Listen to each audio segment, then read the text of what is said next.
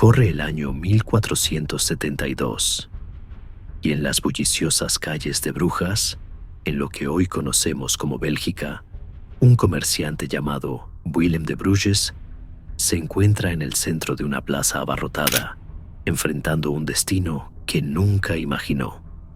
Willem, un hombre de mediana edad conocido por sus tratos astutos en el mercado de lana, ha sido acusado de un delito que, aunque no merece la muerte, lo marcará para siempre: embriaguez pública y desorden en una taberna local. Pero en la Europa medieval, donde el orden social es tan frágil como el cristal, incluso los delitos menores pueden llevar a castigos humillantes. Willem, con la cabeza gacha y el rostro enrojecido por la vergüenza, está a punto de experimentar uno de los métodos de castigo más extraños y peculiares de la Edad Media: el barril de la vergüenza.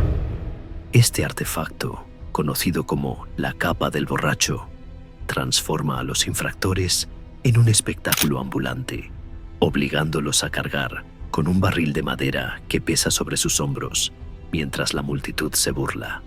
Pero la historia de Willem es solo el comienzo de un relato mucho más amplio, uno que nos lleva desde las plazas medievales hasta los confines de la antigüedad, donde el barril, en sus formas más crueles, se convirtió en un instrumento de tortura y muerte.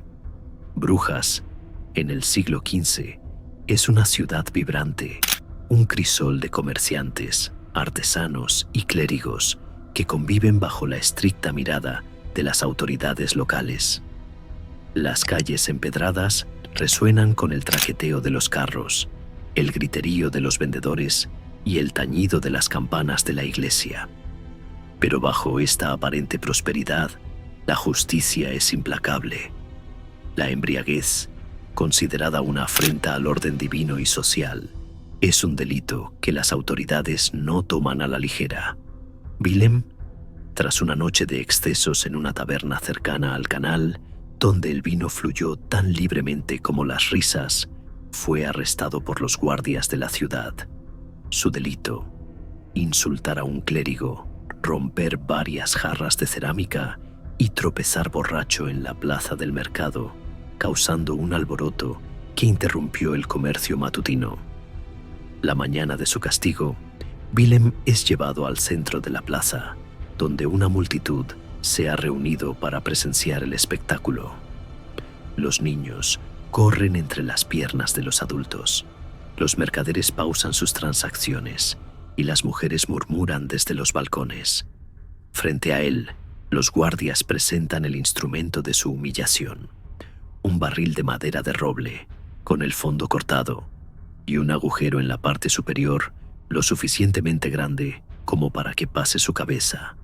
La capa del borracho, como la llaman, es un artefacto simple pero efectivo. Los guardias levantan el barril y lo colocan sobre los hombros de Willem, quien gruñe bajo su peso. La madera, áspera y sin pulir, presiona contra su piel, y el agujero en la parte superior deja su rostro expuesto a las miradas de la multitud. Sus brazos, atrapados dentro del barril, cuelgan inútilmente a los lados, y sus piernas, visibles desde la cintura hacia abajo, tiemblan bajo la carga. «Mira al borracho», grita un joven desde la multitud, y las risas estallan como un trueno.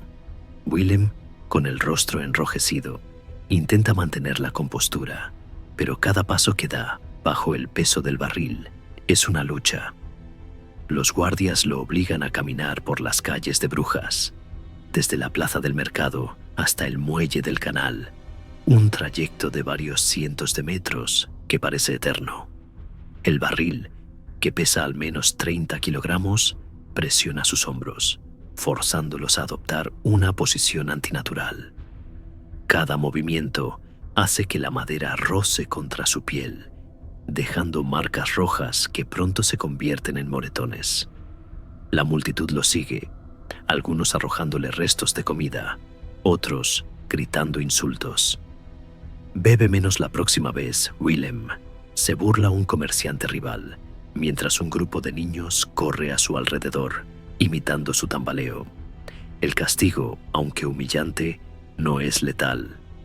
La capa del borracho está diseñada para avergonzar, no para matar, pero no es un paseo agradable.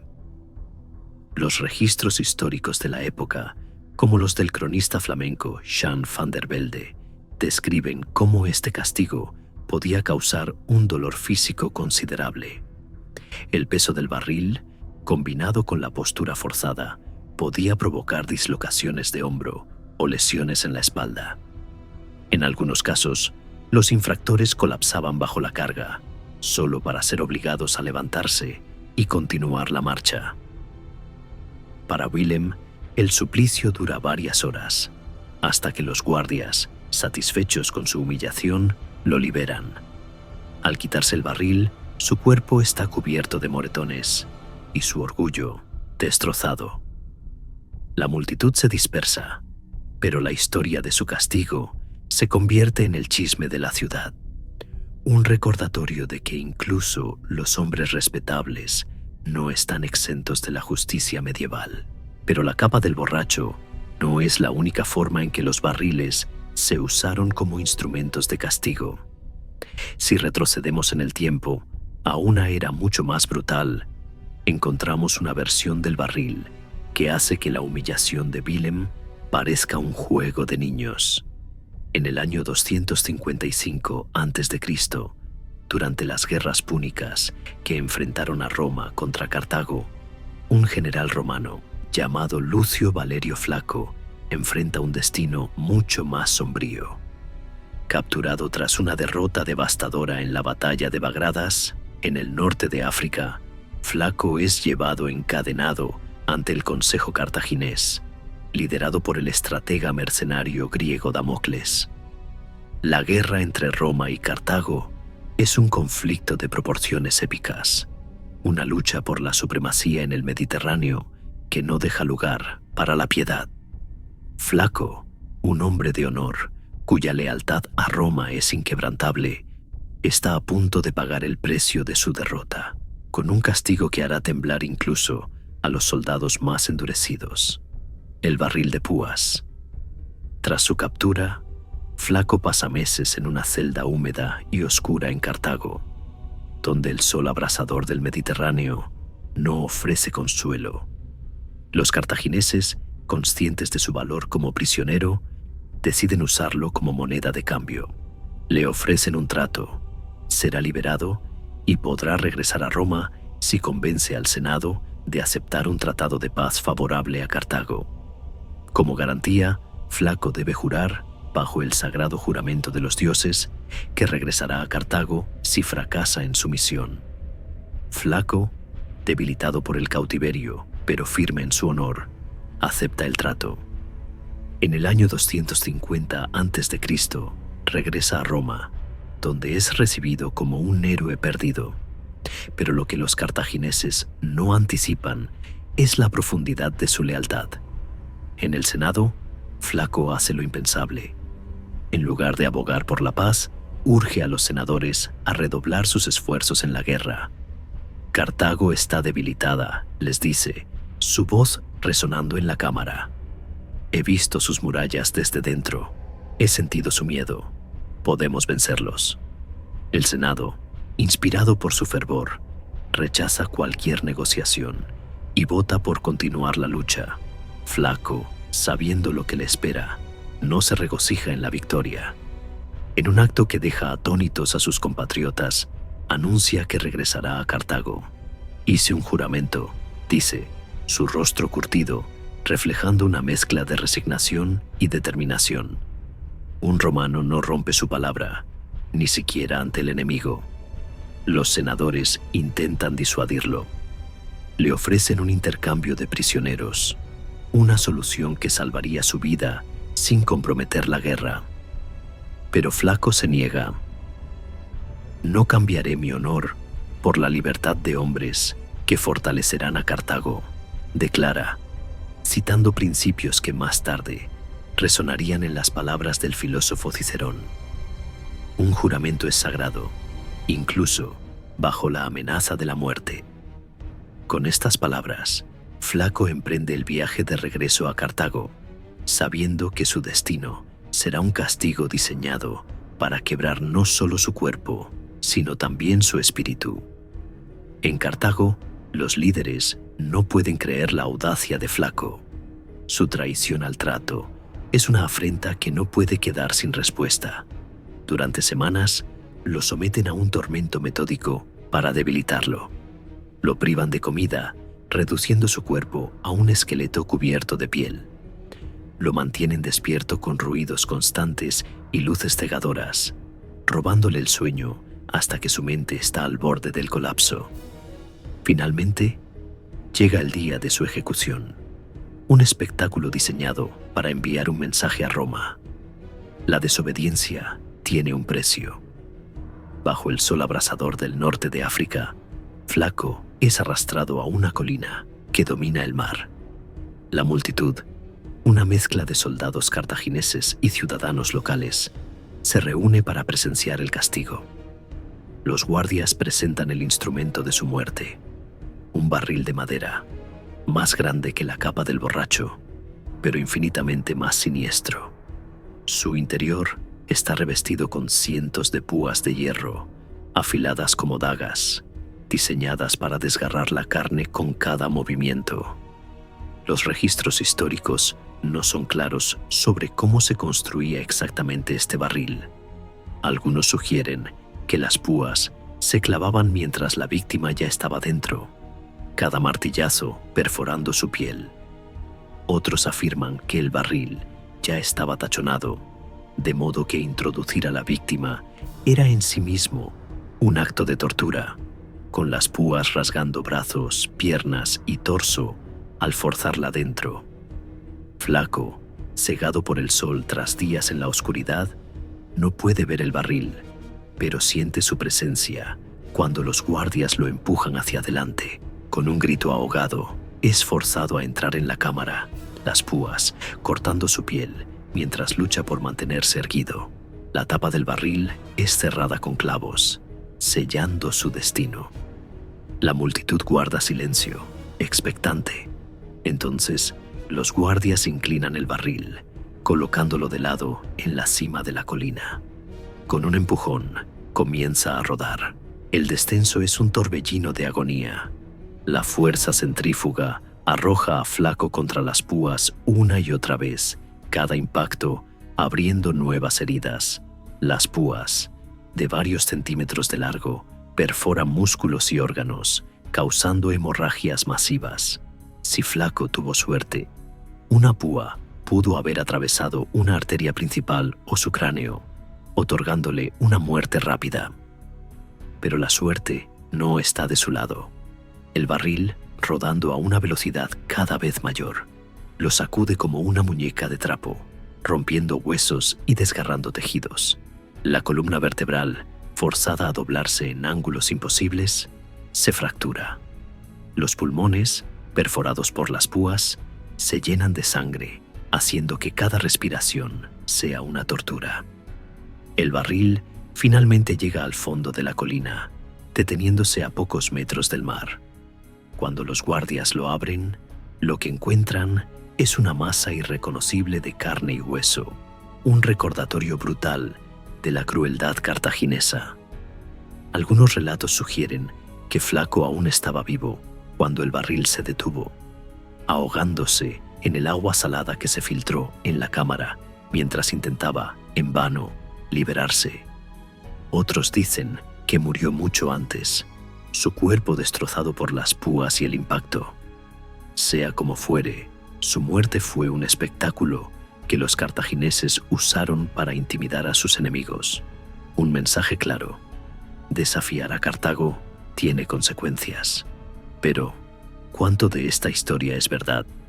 Los relatos sobre el barril de púas provienen principalmente de historiadores romanos como Tito Livio, quien escribió siglos después de los eventos. Estos cronistas, a menudo sesgados a favor de Roma, tenían motivos para exagerar la crueldad cartaginesa, pintándolos como bárbaros para justificar las guerras púnicas. Algunos estudiosos modernos sugieren que el barril de púas pudo haber sido una invención propagandística, una historia diseñada para demonizar al enemigo. Otros, sin embargo, apuntan a paralelismos en otras culturas. En Persia, por ejemplo, se usaban métodos similares, como encerrar a las víctimas en cajas con púas para que murieran lentamente. En la India antigua, textos como el Arthashastra describen torturas que involucran barriles tachonados de clavos, sugiriendo que la idea no era exclusiva de Cartago. La historia de Flaco también tiene sus contradicciones. Algunas fuentes afirman que murió en cautiverio por causas naturales, posiblemente de enfermedad o negligencia, en lugar de un castigo tan dramático. Otras mencionan una variante del castigo, donde Flaco fue encerrado en una caja con púas y dejado a pudrirse, un destino igualmente horrendo, pero menos teatral. Estas discrepancias nos recuerdan que la historia antigua a menudo está envuelta en mitos y agendas políticas, y separar la verdad de la exageración es una tarea casi imposible. Sin embargo, el barril como instrumento de castigo no se limita a la antigüedad. En la Edad Media, la capa del borracho se convirtió en un método común en toda Europa, especialmente en regiones como Flandes, Inglaterra y Alemania. En 1551, Inglaterra aprobó la Ley de Casas de Ale, que formalizó la embriaguez como un delito civil. Los infractores, como Willem de Bruges, eran obligados a llevar el barril de la vergüenza, un castigo que combinaba humillación pública con dolor físico. El cronista inglés John Stowe describió cómo los borrachos eran conducidos por las calles con un barril abierto por los lados, con un agujero para la cabeza, cubriendo sus hombros y cuerpo hasta las piernas, para que todos los vieran. Aunque hoy nos pueda parecer cómico, el castigo era agotador. El peso del barril, a menudo de 40 kilogramos o más, podía causar lesiones graves, especialmente si el infractor era obligado a caminar durante horas. En el siglo XVII, bajo el gobierno puritano de Oliver Cromwell, la capa del borracho se usó con renovado entusiasmo. Cromwell, obsesionado con imponer una moral estricta, veía la embriaguez como un pecado que merecía castigo público. Los registros de la época hablan de hombres y mujeres que sufrieron dislocaciones de hombro y fracturas óseas tras llevar el barril. En algunos casos, los infractores eran obligados a permanecer dentro del barril durante días, expuestos a la intemperie y las burlas de la multitud. Curiosamente, el barril resurgió en el siglo XX, pero no como castigo, sino como símbolo. Durante la Gran Depresión, los barriles se convirtieron en una imagen de la pobreza extrema, con personas sin hogar usándolos como ropa improvisada. En las protestas de Occupy Wall Street en 2011, algunos manifestantes llevaron barriles decorados con lemas, evocando esta imagen histórica para criticar la desigualdad económica. El barril, en todas sus formas, ha demostrado ser un símbolo perdurable, capaz de representar tanto la crueldad como la lucha humana. La historia del barril, ya sea como instrumento de tortura o de humillación, nos enseña una lección inquietante. El ingenio humano puede ser tan cruel como compasivo. Desde los campos de batalla de Cartago hasta las plazas de la Europa medieval, el barril ha sido un recordatorio de nuestra capacidad para infligir dolor y vergüenza, pero también es un testimonio de la resistencia humana de hombres como Flaco, que enfrentaron la muerte con honor, y de personas comunes como Willem, que soportaron la humillación y siguieron adelante. Si te gustó esta historia, suscríbete para más relatos de castigo, poder y tragedia. Comparte este video con alguien que aprecie las historias que desentrañan los secretos más oscuros de la humanidad. Tu apoyo nos ayuda a seguir explorando el pasado. iluminando las sombras que el tiempo ha intentado ocultar.